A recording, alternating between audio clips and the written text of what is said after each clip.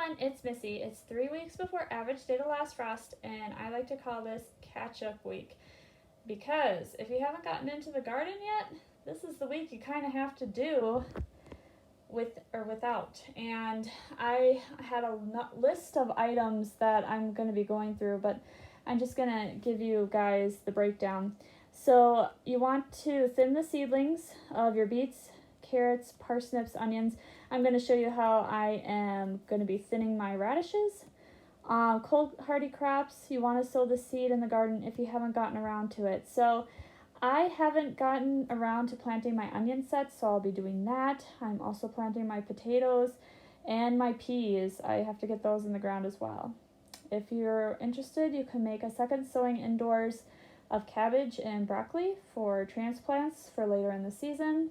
I'm also going to be starting my melons and cucumbers in individual peat pots indoors, so I'll show you what that looks like. And then you want to apply fertilizer, of course, to your indoor vegetable seedlings. You can make another sowing of cilantro and dill indoors in a pot. I'm just going to sow my seed directly outside, and that's going to be in a later week. And then if you have rhubarb, you can begin harvesting the stems. So let's get outside into the garden. Okay, so I got all my fencing set up for my peas, and I just use this fencing because I'm on a farm and this is what we have just kind of laying around, which is the real truth. This stuff really doesn't get used. So I got it all staked up, and I have my rows spaced 2.5 feet apart between the fence, just enough room so that way I can get in there. Now, the very back 2 rows here are Sugar Daddy snap peas, and then these 3 fence panels are going to be Green Arrow shell peas, and then this one up here, I'm using some old seed from last year. They are also going to be a shell pea, and this one is going to be Alaska, it looks like. But all I'm doing is I'm taking my trowel and I'm just kind of pulling the soil away from the fence to kind of create an area for where I'm going to put the seed. And then when it comes to the seed, I'm just spacing these like 1 to 2 inches apart. If you put them closer together, you're going to have to thin them out eventually, but got one there, just need a few more.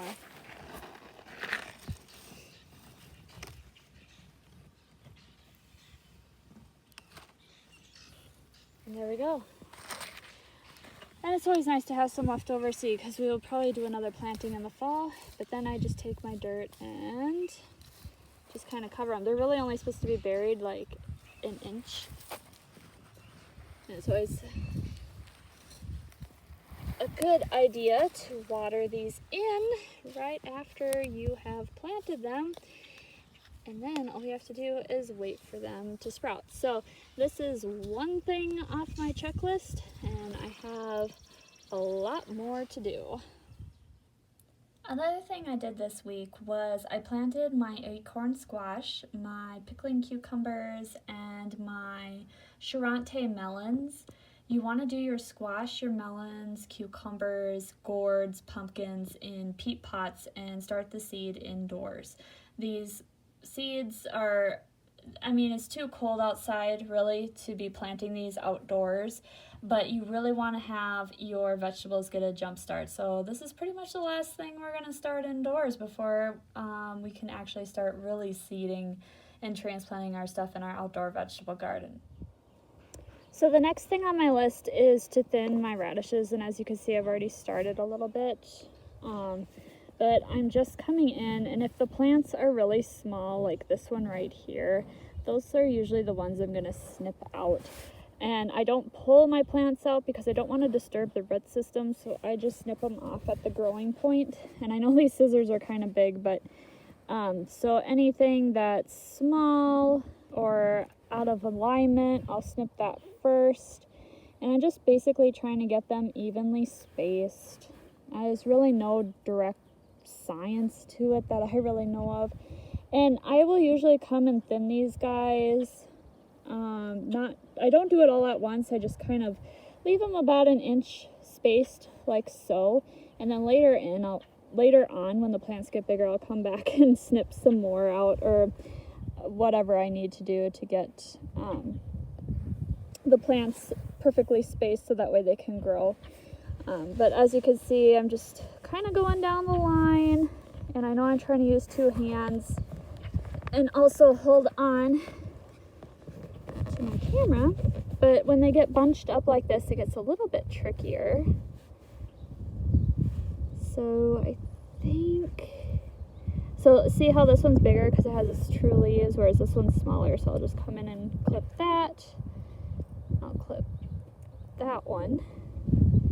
Trying to leave the big one there.